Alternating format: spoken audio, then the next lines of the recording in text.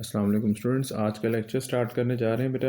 आज short question discuss किए कर रहे हैं पेज नंबर 42 पर। शॉर्ट क्वेश्चन नंबर 4 पे आज हम बात करेंगे। वो क्वेश्चन नंबर 4 ये है, differentiate between shell and sub shell with examples of each. Question ये है कि शेल और सब शेल में आपने डिफरेंशिएट करना है, फ़र्क करना है, इस चीज़ को वाज़िया करना है। तो सबसे पहले आते हैं शेल की तारीफ़ की तरफ। शेल किसे कहते हैं?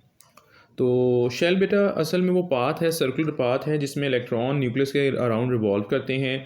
उसे हम क्या कहते हैं? शेल कहते हैं। ठीक है,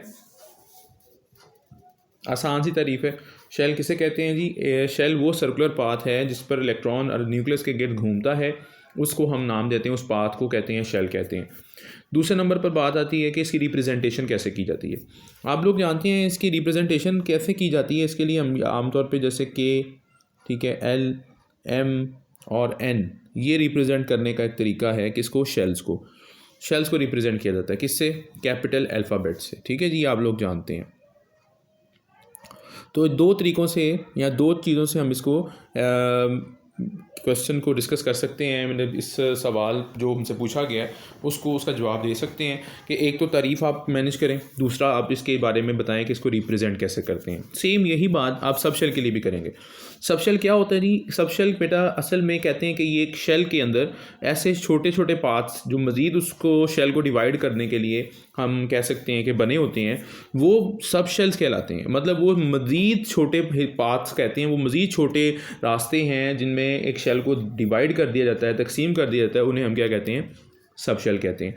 इसके बाद आते हैं कि इसको रिप्रेजेंट कैसे करते हैं। आप लोग जानते हैं रिप्रेजेंट करने का एक ही तरीका है, स्मॉल अल्फ़ाबेट्स यूज़ करते हैं, जैसे एस है, पी है, डी है, एफ़ है। ये वो अल्फ़ाबेट्स हैं जिनसे हम क्या करते हैं? रिप्रेजेंट करते हैं किसको? हम रिप्रेजेंट करते हैं सब शेल्स को। तो इसके बाद अगला सवाल है, नेक्स्ट क्वेश्चन है, शॉर्ट क्वेश्चन है कि एक एलिमेंट है जिसका एटॉमिक नंबर 17 है। आपने दो बातें उसमें डिस्कस करनी है कि जी आपने बताना है कि उसके के, एल और एम शेल में कितने इलेक्ट्रॉन्स मौजूद हैं। ये आपने बताना है, ये आपका सवाल का जवाब आपने बताना है कि उसके सिर्फ और सिर्फ 17 उसके पास इलेक्ट्रॉन्स हैं उस एलिमेंट के पास, और उसके आपने 17 इलेक्ट्रॉन्स को प्लेस करना है। और किस तरह से प्लेस करना है कि उसके के शेल में भी आपको पता हो इलेक्ट्रॉन्स कितने आएंगे, उसके एल शेल में पता हो कितने इलेक्ट्रॉन्स आएंगे, उसके एम शेल में पता हो कि कितने इलेक्ट्रॉन्स आएंगे। ये बात आपने इस सवाल के जवाब में बतानी है। तो स्टार्ट करते हैं जी। सबसे पहले देखें, आपके पास जो है के शेल है। आसान सा रूल है जी, 2n⁻², आप इसको यूज़ करें।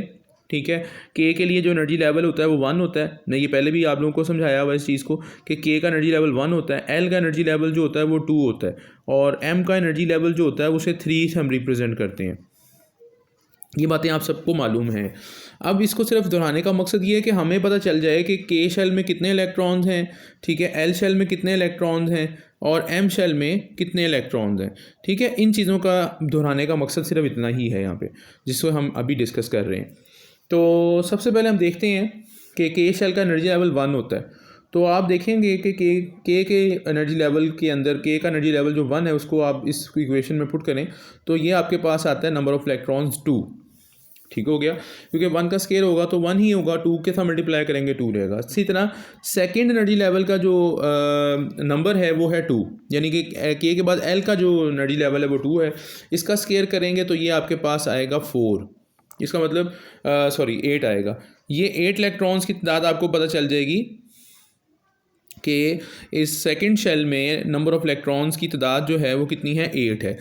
इसी तरह थर्ड शेल में अगर आप बात करते हैं तो थर्ड शेल में आप इसको 3 का स्केयर कर लें। इसको अगर आप देखें तो आपके पास जो है वो इलेक्ट्रॉन्स की तादाद जो है वो निकालने के लिए हम देखें तो यहाँ पर 18 आती है, जबकि आपको मालूम है कि 18 इलेक्ट्रॉन्स तो हमारे पास नहीं है, क्योंकि 2 और 8 10 इलेक्ट्रॉन्स तो पहले ही हम फिल कर चुके हैं। तो बाकी रिमेनिंग इलेक्ट्रॉन्स कितने रह गए? 7। तो 7 इलेक्ट्रॉन्स यहाँ पर मौजूद होंगे, यानी कि के बाद जो एल के बाद जो एम शेल में इलेक्ट्रॉन्स की तादाद कितनी हो जाएगी? 7। तो ये है जिसमें इलेक्ट्रॉन्स की तादाद निकालने का एक हमें तरीका समझ में आ जाता है। इसके बाद अगले पेज पर जाता हूँ। अगले पेज पर भी कुछ शॉर्ट क्वेश्चन हैं इनको डिस्कस करने जा रहा हूँ बेटा, तो इसको भी आप देखिएगा। अगले पेज के ऊपर क्वेश्चन नंबर आप देख रहे हैं 6 के ऊपर, पेज नंबर 43 है।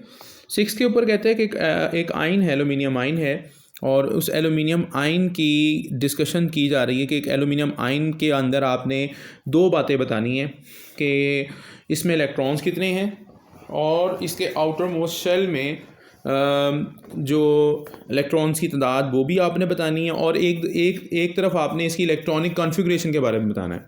ये दो आपने डिस्कशंस करनी है सवाल के अंदर, ठीक है। तो सबसे पहले मैं आप लोगों को वो बता दूं बात जो बड़ी इंपॉर्टेंट है, आप लोगों को बच्चों को अक्सर ये बहुत कंफ्यूज कर जाती है और वो इस तरफ जो है फोकस भी नहीं करते कि इस चीज़ को देखें कि वो क्या कह रहा है। तो सबसे पहले देखें इसमें बेटा एलुमिनियम के ऊपर ना आप इस चार्ज को देख लें, क्योंकि इसके ऊपर प्लस का निशान लगा हुआ है। ये जो प्लस का निशान है ना, साथ इसके साथ एक वैल्यू दी हुई है, इसे आयन कहते हैं। अगर ये खाली लिखा होता AL, ठीक है, तो फिर ये आयन नहीं था, ये सिर्फ़ और सिर्फ एक एटम था। अब ये आयन है, तो एटम में और आयन में बहुत फ़र्क होता है। इस चीज़ को आप लोग बार बार इस चीज़ से आप लोगों को कहूँगा कि ये आप लोग बार बार इस चीज़ को याद रखें, भूलना नहीं है कि एलुमिनियम एक आयन के तौर पे आपके सामने इस टाइम मौजूद है, ठीक है। तो अब ये जो प्लस का निशान है, इसका क्या मतलब है? इसका निशान का मतलब होता है कि ये आयन है। अगर प्लस के अलावा माइनस का भी लगा हो तब भी आयन है। तो अब ये प्लस का निशान 3 है और साथ, और इसको आपने जिस तरीके से मैं आपको पहले बता रहा था कि 18 एलिमेंट्स की जो इलेक्ट्रॉनिक कॉन्फ़िगरेशन है, वो आप अच्छी तरह उस लेक्चर को देखेंगे तो आपको वो मज़ीद अंडरस्टैंडिंग आ जाएगी। तो वो लेक्चर भी आप मेरा ज़रूर देखिएगा। उसमें एलुमिनियम की इलेक्ट्रॉनिक कॉन्फ़िगरेशन के अलावा जो हम बात करेंगे, सारे एटम्स की इलेक्ट्रॉनिक कॉन्फ़िगरेशन मौजूद है। तो उसमें सबसे पहले आपको एटॉमिक नंबर और मास नंबर को याद रखना ज़रूरी है। तो वो आपको पहले तो एलुमिनियम का एटॉमिक नंबर याद होना चाहिए, वो इसका एटॉमिक नंबर 13 है, और मास नंबर याद होना चाहिए 27 है, ठीक है। अब इसके ऊपर जो चार्ज है वो बड़ी इंपॉर्टेंट चीज़ है। देखिए +3 है ना, आपने क्या करना है, ये जो +3 आपको नज़र आ रहा है, +3 ये जो चीज़ आपको नज़र आ रही है, इसको उठा के आपने कहाँ लाना है, ये नीचे ले आए, इसके एटॉमिक नंबर के पास ले आए, ठीक है। और ये जो निशान आप देख रहे हैं प्लस वाला, इसको आपने क्या करना है, इसको चेंज कर लेना है। प्लस का निशान है, इसको आपने क्या कर लेना है, चेंज कर लेना है। और ये चेंज करके किस में चेंज करेंगे आप, इसको बेटा माइनस में कर देंगे, ठीक है। ये मैंने आपको पहले लेक्चर में डिस्कस कर चुका हूँ। अब आप 13 में 3 माइनस करेंगे तो 10 इलेक्ट्रॉन्स आ जाएंगे।